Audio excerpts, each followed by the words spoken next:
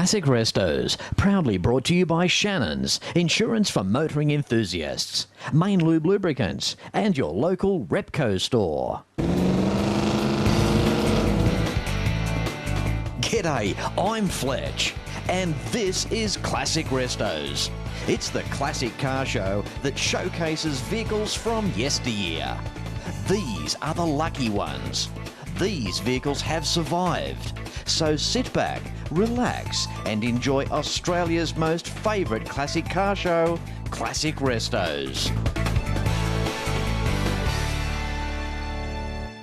Hello and welcome to another interesting episode of Classic Restos. Of course not possible without the continued support of my major sponsors. I know that you know who these people are. The best in the business, Shannons Insurance, Main Lube Lubricants, and of course Repco. $50 million worth of more parts for more cars at your local Repco store around Australia, including New Zealand as well. Shannons Insurance, what an incredible organisation. An insurance company that actually gets behind us enthusiasts and supports us. Incredible mob. Pick up the phone, give them a call, 134646. You can visit Shannons online at shannons.com.au. And what a website that is. You can even sign up to become a member of the Shannons Club. It's an interaction medium where you get to chat and exchange photos with fellow enthusiasts just like us. Then there's Main Lube Lubricants. What an incredible major sponsor here as well, and a very different one too. Quite unique. Imagine being able to send away an oil sample from either your engine, transmission, gearbox or diff and receive a report to see how your component is wearing on the inside. If you do find some wear, even if it's signs of minor wear, they can then offer you a lubricant to stop that wear getting any worse. And my most recent acquisition as major sponsor to Classic Restos is Repco. And how fantastic are these people? They're an Australian icon and around New Zealand as well. The nice thing about dealing with your local Repco store is that when you walk in, you'll be greeted by experience behind the counter. You also have access to $50 million worth of more parts for more cars. You can't get better than that. All of my major sponsors' links can also be found on classicrestos.com.au. I'm spending a few days in Victoria's high country, and it's going to take a little bit more than some 41-degree heat to keep me away from this lot. We've actually stumbled upon a private collector. In total, 116 cars, the majority Holdens. When we look at somebody with the disease of cars and having it bad, it doesn't come much bigger than this. The guy's name is Kevin. Let's go and have a chat and see what Kevin has to offer. It doesn't get much better than this. Here we are on a 1,500-acre property, an original farmhouse in the high country of Victoria. Kevin, welcome to today's show. Morning, Fletch. How are you going? I'm great, mate. Great. This is wonderful. This I could just, I could just bed in. Oh, well, I'm glad that you're having a good time here. I mean, I don't intend to leave here, so it's a pretty good spot to be. Kevin, now you've been here all your life, apparently. Look, it's interesting. Both my parents were farmers. This is my mother's family farm. I did grow up the other side of Maryborough, between Maryborough and St Arnaud, on my dad's farm. That's where we grew up as children. But we'd come over here on holiday at Tatong, and see my grandfather. He lived here. And so my mother's family have been here for 100 years. So, yes, it's a very much loved property. That's amazing. And the Holdens, I mean, you've got one of every model, right? Yeah, I've got 117 Holdens in total. And that passion grew from my father. He had a very incredible love for Australia's early motoring history, and so he collected T-model Fords, Buicks, Chevs, and very rare sort of vehicles. So in the 60s, we'd be traipsing around the countryside, bringing home some old wreck, and which nobody had any time for at that time, no interest in whatever, not worth very much money. And so I sort of thought, well, I love Holden, so I set myself a little task of, I'm going to collect every model Holden. And people were saying, well, how can you do that? That's a bit crazy. But in the period of time, I have. I want to talk to you about this beautiful HK Monaro. This reputedly was the first one sold through Alan Cap in Wangaratta. And it was sold to a Mr. O'Kane who came from Wangaratta and bought the car in November 1968. It's a beautiful car. It's got only a 161 motor in it. And the only accessory that Mr. O'Kane ordered for it was front mud flaps. So it's a very, very basic car, quite a very rare car. and I think his wife died a month after he purchased the car, so it's really had very, very minimal use. Original books in the glove box too. Yes, his original books are there with, he's tagged to put things there, whatever. And it's a very, very special car because, for a lot of the time the HK Monaros, they were, the 5-litre V8 was in vogue. And so people who ordered a Monaro normally ordered the great big 5-litre thumper in for the motor. Yeah. This is kind of like the little baby 161, which I find quite extraordinary. Yeah. I can remember a story on one of these particular cars and it sends shivers down my spine. I can remember the year, it was 1983, and a mate of mine pulled up at the front of where I used to live in Miranda in the Sutherland Shire of New South Wales with this same car. It was a 186S. And he was humming and hawing whether to buy it. And I can still remember going for a drive around the block in this car, white with a red interior, $1,500. And he didn't buy it. He decided not to buy it. Wow. And when I turn up here today and see something like this, it just takes me right back. If we only had the foresight. Speaking of which, without being rude, I've got to know, what did you pay for it? Just because I'm curious. Well, yeah, it was interesting because like when we I remember when they were worth $1,000, $1,500 was sort of like the vogue. But, all of a sudden the Monaro prices rocketed and I paid $20,000 for it, which if you had looked at 10 years ago would have been extraordinary. But when you look at the type of car and the condition of it is very, very reasonable. And, I've had Shannons come up here and look at all the cars and give me a valuation on all the cars and the value. Good, you couldn't go wrong there. I mean, wow, you couldn't get better people to come to your property and have a look at this collection. No, that was superb because they went around each car individually and checked out the actual car, yep. What accessories were either on it or what was particularly unique about it, whatever. Yep. And so they were spot on with their valuations, whatever. They were wonderful to deal with. Yep. And so the valuation of this car has jumped markedly since I bought it. Has been, a very good investment. Yeah. But more importantly than that too, what I try to keep alive is the family connection with these particular vehicles. Yes. And I see myself as a trustee for Australia's Holden motoring history, virtually. Yes. And so Mr. O'Kane's car, that's how I refer to it. It's not I own it now, but... We're temporary custodians. That's right, exactly. So his... purchase of his car, I don't know whether he probably would have thought that all these years, 45 years later or whatever, that he would be still remembered as, his Monaro and looking through his books, whatever. Okay, Kevin. All right, where do we go next? What's next on the agenda? Well, Fletcher, I think we should go to the shed, and I've got some goodies there to show you in the shed. So I think it'll be quite an experience. This is all too much. You're watching at home saying Fletcher's got a tough job. Well, you're right. I do. It's very tough. Putting up with blokes like this. Let's go. Right, thanks, Fletch. On we go. Now, Kevin, moving over to some other cars, tell me, what is a Goliath? Well, Fletcher, Goliath is a bit of a flop as far as German salesmanship or whatever went, but a very interesting history in relation to this car. This car was originally made by Germany as a very good competitor for the Volkswagen. And as you can see, we all know what Volkswagens are, but nobody knows what a Goliath was. So I think based on the biblical story of David and the Goliath, Goliath being strong. Well, yeah, that's right. And so the Goliath, and unfortunately in this case, didn't live up to its name and it faded out into motoring history.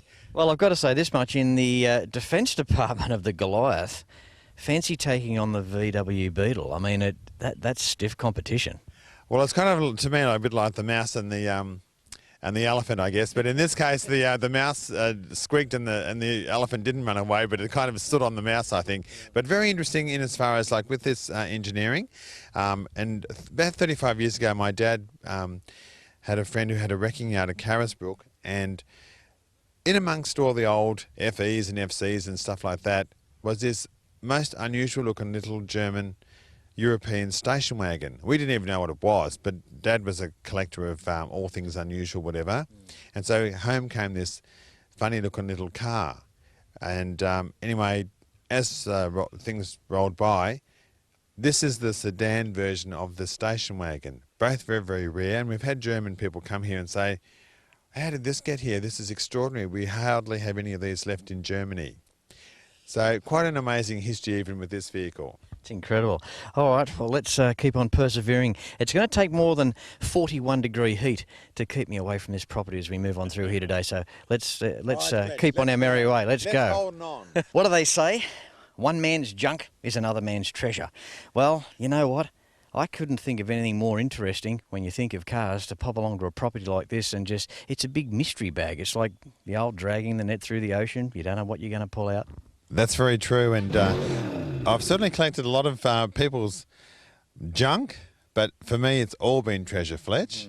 You're a preserver, which another nice note too. Apparently, just quickly, in the near future, these cars are going to end up undercover, yes? Yes, I've got a shed that's will be built in later this month.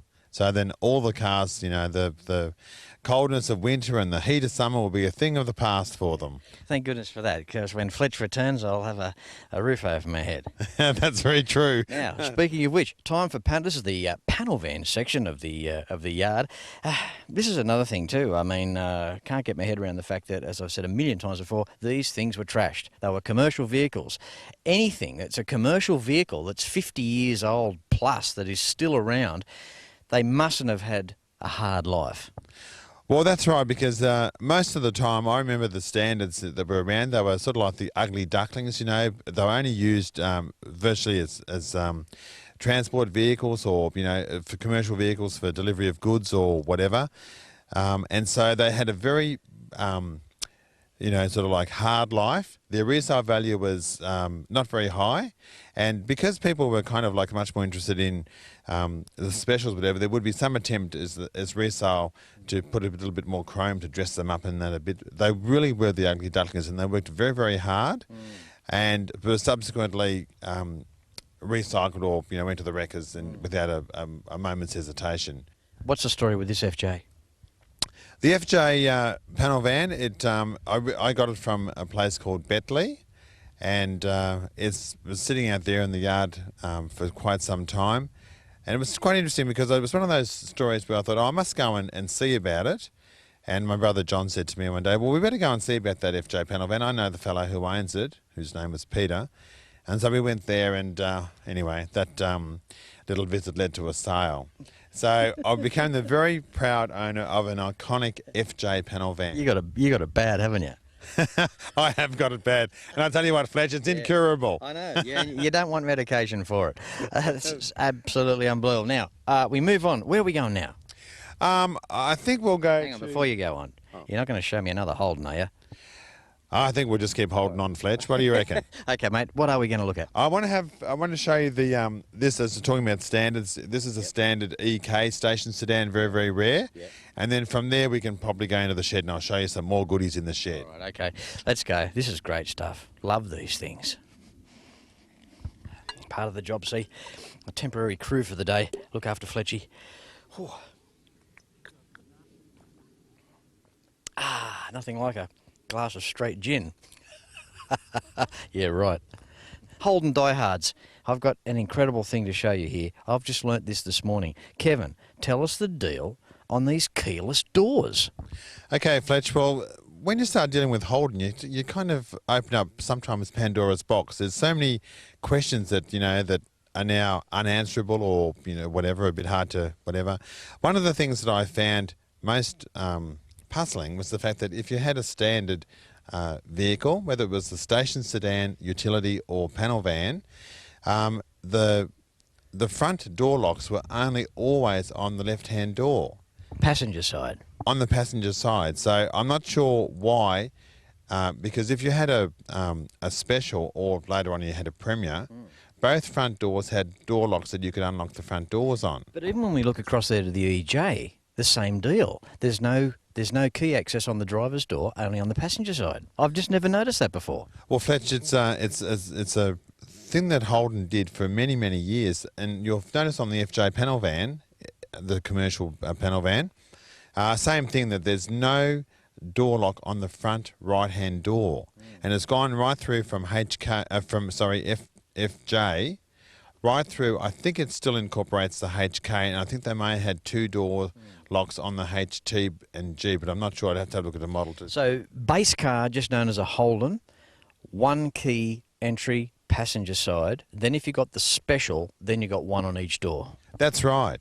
So there's been lots of hypotheses put out as to why this was, whether they were export vehicles, but then why would you make Australian vehicles that weren't going to be exported? Why would you do that? The only theory I have is because they were a commercial vehicle and they made possibly less of them for the export market. When they did their steering conversions, it would have been then on their driver's side. The second theory I may have is that it's also on the curb side, whether they thought it was a safety feature to be able to open the door on the curb side of the car. I don't know. I'm only having a stab.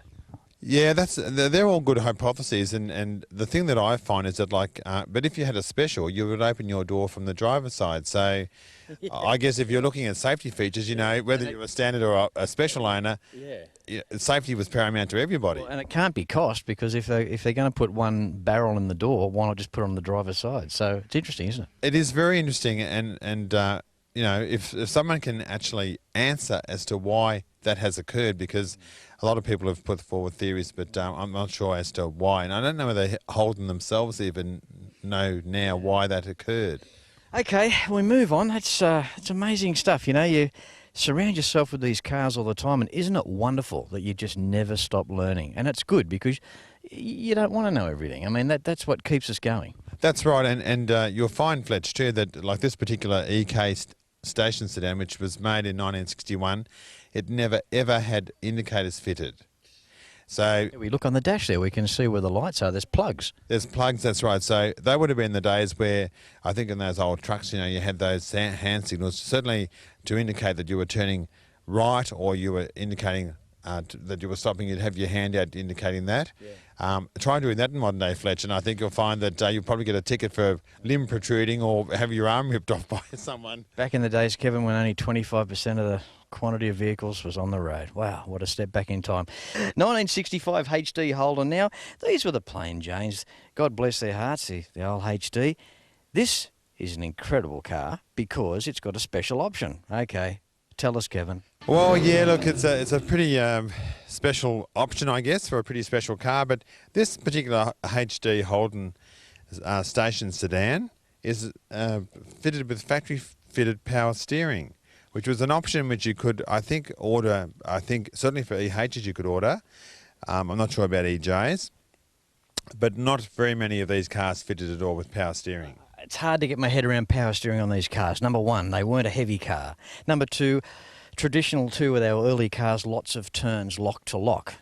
As cars evolved, less turns lock to lock, steering became heavier, where power steering was certainly appreciated. So we've got power steering on a light car. On top of that, we've got narrow tyres. What would they have been? A 175 if you were lucky back then. Right.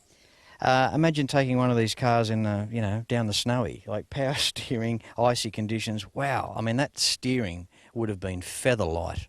It was feather light. In fact, I've driven one with a HR, and you could almost steer it with one finger. It was so incredibly light. Nothing like even a normal HD. I love this. They don't give it good brakes, but give it power steering. Unbelievable. And I think the fact that it's, a car that's, like it's a 1965 model, and you kind of look at these and you think, well, this is a bit of a mystery too. Who ordered this, or what was the reason why? How come this was ordered? This car, I think, originally came from around Horsham, and was driven by, I think, the lady who was involved with delivering milk or whatever. I think it towed a trailer for many years as well. So that makes it worse. All the weight goes on the back, the nose comes up. Oh, it's getting sillier and sillier. Well, this is just one of those beautiful aspects of Australian motoring history. That's amazing. All right, let's go and find this shed. Let's off to the shed, Fletch. Find the shed that doesn't exist. All right. Well, here we are in Kevin's shed, the elusive one, the one that I didn't think existed. So let's go and have a look now and see what treasures we can find in here. Well, Kevin, we found the shed. Here we are, around 40 cars, bumper to bumper, inside here. It's a sea of turrets. Well, see, Fletch, the shed actually existed after all. Took a bit of getting here. It did indeed. But yes, you're right. There's hardly a paper can go between bumper and bumper there. So I think the Holden Precision team would like to come up and see how we've put these in the shed. I like it, the fact that they're out of the weather. They're being preserved so well in here. I don't know where to start. But I think what we will do is start with this ute here. Now, E8 ute, how far are you up to? How long have you had it? What's the story here, Kevin? Okay, well, this ute was originally bought by my father in about 1965. It wasn't brand new when he bought it. Spent a lifetime sort of on the farm over there between Maryborough and Shannons, and so carted wheat and sheep and all sorts of stuff. But more importantly, what happened too is that it used to tow a tandem trailer, bringing home old Buicks and Chevs and things like that. And so it was instrumental in bringing home a lot of really old vintage and veteran cars from all around. There's the old simplicity thing again. That's what I especially love. But this is a gorgeous ute. It's been fully rebuilt. New engine, the 179, looks glorious just sitting there. I love the original look. You know, if it had a chrome rocker cover, it just wouldn't be doing it for me as much as what that is to see the original decal there, the 179. Well, I agree. To me, the originality of the vehicle is what's important. And as these vehicles rolled out of the assembly line, that's how I like to preserve them. So, yeah, once you start tinkering with them and you start doing this, I mean, I don't make any comment too much about it. People do what they want to do with their cars. But for me, originality is the keystone. Absolutely. Escaping the 40-degree temperatures today, found a shady tree. Mate, you've been fantastic today. I really appreciate you showing us around. Thank you, Fletch. It's been a pleasure for you, to showing you around and having a little bit of, Holden magic explored. That's been wonderful. Well, you've just got so much here, and it preserves the mark. And a nice way to round off today's show, this 75, this HJ Monaro. Beautiful car, another great score. This is a 75 HJ Holden Monaro. It's an LS model and a very special car. We bought it from a couple in Glen Waverley, and it was their car. She bought it for her husband for his 40th birthday as a surprise birthday present. How nice was she? Yeah, absolutely extraordinary, really. And so it's a very special car. It's I've had it now for a number of years. And once again, I see myself when Noel and Yvonne come here. To me, it's their car. I may own it now, but I'm just trusting it. That's how I view it. Yeah. And so I say, well, take it for a drive. It's your car. It'll always be your car. Yeah. So what I've done proposed with the museum is that every one of these cars has a history and a personality with whoever owned it or bought it or whatever. They've all got stories to tell of their part of Australia's motoring heritage. And so what I've done is I've ensured that as far as I can, the history of the car passes as well, so that I can say, well, yes, this was so-and-so's car, or this was used here, or that sort of stuff. So, yeah, quite extraordinary. Well, this has been a pretty special day today, Fletch. I'd like to thank you very much for coming and being part of my Holden story, to see what I'm trying to achieve here. And it's always fun to just show, the cars, whatever. So thank you very much for the opportunity to be able to have done that. And, it's a story that has no ending in as far as next time you come around, I'll have more to show you as well. So the continuation the collection continues. That's great, Kevin. Now, I really appreciate that, mate. And he's also, they put on a wonderful lunch here today. Got to mention that, mate. I really appreciate your hospitality. The exclusive opportunity to walk around this 1,500-acre property, although we didn't walk anywhere near that amount of acres. But it's a big place. It's full of cars. And it's really helped to make today's show, mate. So thanks again. Good. Thank you very much, Fletch. Well, what do you think of today's episode? How awesome was that? What a car collection. And Kevin, a thorough gentleman as well. Now, classicrestos.com.au. That's the website that you need to find out how my major sponsors can help you. And while you are there, the DVD boxed sets and Classic Restos t-shirts are also available. You can find out information on travelling the awesome Route 66 along with some other stuff as well. classicrestos.com.au. Now, as I say at the end of every show, no matter where you're watching Classic Restos from, until next week, please ride and drive safe. I'm Fletch, and I thank you very much for watching. Don't forget to like Classic Restos on Facebook. Facebook.com/Classic Restos TV. And episodes can be seen at shannons.com.au. Well, there goes another Classic Restos. Thanks for riding along with me. For DVD sets, And to contact the major sponsors, go to classicrestos.com.au.